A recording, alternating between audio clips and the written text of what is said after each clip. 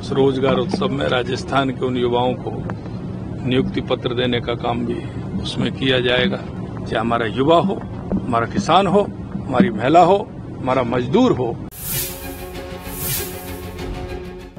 हमारे देश के यशस्वी प्रधानमंत्री नरेंद्र मोदी जी कहते हैं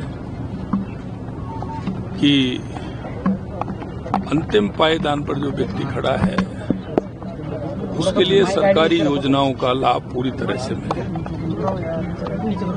हमारे देश के यशस्वी गृह मंत्री सहकारिता मंत्री जी बुला रहे हैं सहकार्य से समृद्धि, क्योंकि आप देखते हैं कि सहकारिता का जुड़ाव गांव, गरीब, मजदूर, किसान से होता है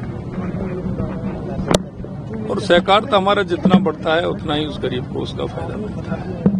उसके लिए हमारे सहकारिता मंत्री, गृह मंत्री जी कल पधार रहे हैं। उसके अलावा जो हमने कहा, देश के यशस्वी प्रधानमंत्री नरेंद्र मोदी जी के नेतृत्व में जो हमने राजस्थान के युवाओं को विश्वास दिलाया था कि हम आपको सरकारी नौकरी देंगे, तो कल रोजगार उत्सव भी है।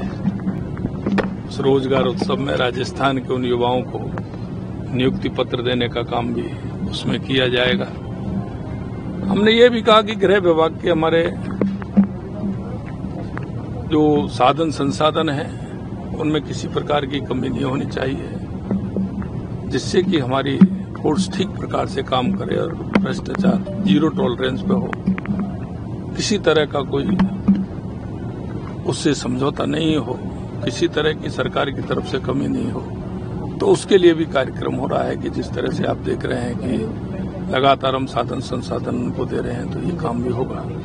मैं कह सकता हूं कि माननीय प्रधानमंत्री जी के नेतृत्व में डबल इंजन की सरकार हमारे राजस्थान में जिन बिंदुओं को लेकर के आई थी, जिन विषयों को लेकर आई थी, जिस संकल्प पत्र के साथ आए थे, हम उन संकल्प पत्र के वायदों को पूरा कर रहे हैं। कल उसमें एक नया इतिहास और जुड़ेगा।